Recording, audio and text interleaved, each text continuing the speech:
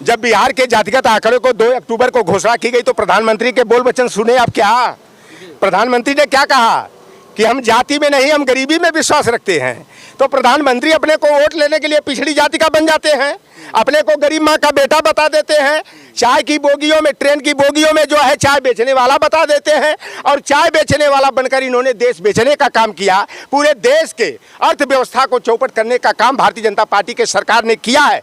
अब राहुल गांधी की सदस्यता क्यों खत्म हुई? उन्होंने कहा कि सारे भारतीय बैंकों के चोर जो हैं उनका सरनेम जो है मोदी क्यों है, तो यह ओबीसी का अपमान इन लोगों ने बता दिया। और अब मैं आपसे जानना चाहता हूं और आपके चैनल के माध्यम से लोगों से जानना चाहता हूं कि भारतीय बैंकों का खजाना लूटने वाले, भारतीय बैंकों का रुपया लेकर भागने वाले 29 जो भगोड़े हैं, एक विजय माल्या कर्नाटक का, 28 नीरव मोदी, ललित मोदी, निशान मोदी, मेहुल चोकसी, तमाम जो हैं वह 28 के 28 गुजराती बनिया ही क्यों? तो यह देश का गृह मंत्री और देश के प्रधानमंत्री देश की अर्थव्यवस्था को पूरा लूट करके अपने बनिया मित्रों को आबाद करने का, अब अंबानी और अडानी को आगे बढ़ाने का काम कर रहे हैं और देश को कंगाले बनाने का काम कर रहे हैं। और जनता देखिए, राम मनोहर लोहिया जी ने कहा कि जिंदा कौमें 5 साल इंतजार चुप नहीं बैठती हैं, और जनता तो ये 10वां बरस पूरा होने जा रहा। अब जल्दी से इंतजार कर रही जनता कि चुनाव का समय आए, लटक कर, झटक कर, पटक करके अपने वोट की ताकत से चोट पहुंचा करके भारतीय जनता पार्टी को हटाना है, इंडिया की सरकार बनाना है। उत्तर प्रदेश की बात करते हैं। जनगणना की बातें आपने किया। यूपी में मेरा ये पूछना है, यूपी में तमाम छोटे दल भी हैं, तमाम नेता हैं, चाहे वो SBSP हो, निषाद पार्टी हो, बिहार से आ रही है VIP भी लगातार रैलियां वो कर रहे हैं, अपना दल जो इंडिया का हिस्सा है ही।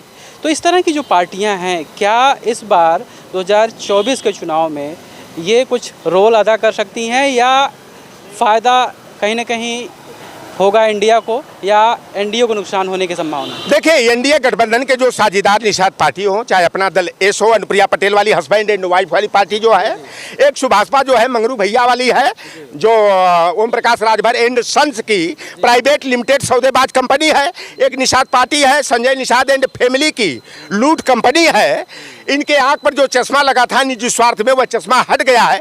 बिहार की जो जनगणना रिपोर्ट 2 अक्टूबर को आई है ना, तो जो लोग दावे कर रहे थे वही लोग जिन्होंने 21 बार क्षत्रियों का विनाश करने का काम किया, एकलव्य का अंगूठा काटा, शंभू की गर्दन काटा और कटवाया, 10% अपनी आबादी का 12% दावा कर रहे थे। जनगणना रिपोर्ट आ गई, आप देख लेना, 15.97% सामान्य वर्ग की है, उसमें 3.82% कौन है? शेख।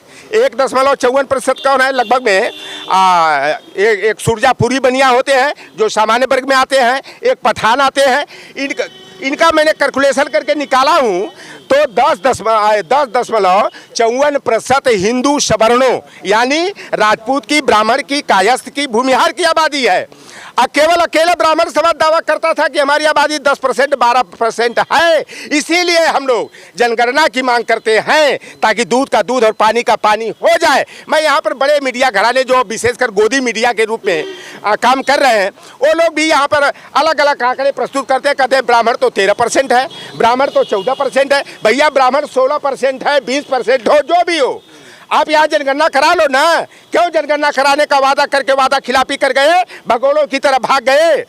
अब तो बिहार ने सबके आँख से चश्मा जो लगा था ना करिएवा वाला, वो हट गया है। और जब कछुआ, घड़ियाल, मगरमच्छ की, शेर, भालू, बंदर की, खच्चर, घोड़ा, मगरमच्छ की जनगणना हो सकती है, SC ST की जनगणना करा सकते हो, धार्मिक अल्पसंख्यक मुस्लिम, सिख, ईसाई, जैन, बौद्ध, पारसी, यहूदी, रेसलर की करा सकते हो, दिव्यांग और ट्रांसजेंडर की करा सकते हो, तो पिछड़ों की जनगणना करवाने में पिछवाड़े लाल मिर्ची लग जाती है, बड़ा वो माघी वाला मिर्चा होता है ना, वो मिर्ची लग जा रही है RSS भाजपा वालों को। तो भैया आप है तो आप जनगणना कराओ और बाबा साहेब भीमराव अंबेडकर के संविधान के अनुच्छेद 15(4), 16(4), 16(4) के तहत कार्यपालिका में, विधायिका में, न्यायपालिका में, निजी क्षेत्रों में हमें आरक्षण की व्यवस्था मिलनी चाहिए, हमारा प्रतिनिधित्व मिलना चाहिए। अरे भैया 4 भाई हैं, आप मान लो 4 बीघा खेत है, तो 4 भाइयों का 1-1 बीघा का हिस्सा हुआ कि नहीं। अब कोई भाई अकेले 4 बीघा हथियार लेगा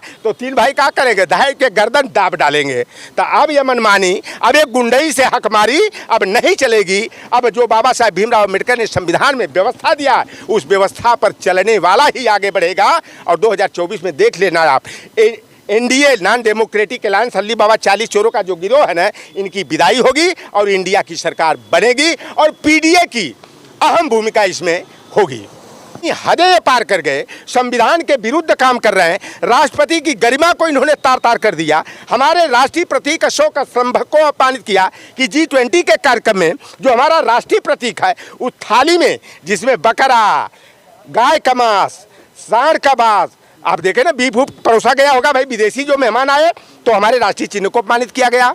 और सेंट्रल विस्टा जो नया संसद भवन है, जिसका इन्होंने संविधान भवन नाम रखा है, ये बेईमान संविधान को एक तरफ जो है कि दरकिनार करते हैं, एक तरफ संविधान भवन या दोहरी राजनीति, वहाँ पर अशोक स्तंभ की जगह राजदंड का प्रतीक सिंबल लगा दिया गया है। तो यह भारतीय जनता पार्टी पूरी तरह से भारत को जो है राजतंत्र में परिवर्तित करने के लिए षड्यंत्र कर रही है और लोकतंत्र और संविधान और हमारा सामाजिक न्याय जो है भारतीय जनता पार्टी उसको तार तार कर रही है। और बहुजन वर्ग के लोग और भारतीय संविधान में विश्वास करने वाले जो नागरिक हैं वह पूरी तरह से भाजपा को धूल चटाने का मन बना चुके हैं। क्योंकि नौजवानों की हाल देख लीजिए, पढ़े लिखे हमारे छात्र बच्चों की देख लीजिए, किसानों की हालत को देख लीजिए, और मिडिल क्लास का व्यक्ति तो सुबह शाम का जुगाड़ करने में जो है कि उसके घर में भोजन बनेगा कि नहीं बनेगा, इसकी चिंता, पढ़ाई है, दवाई है, बच्चों की फीस है, सारी समस्याओं से जनता को जिस परेशानी में भारतीय जनता पार्टी ने डाला है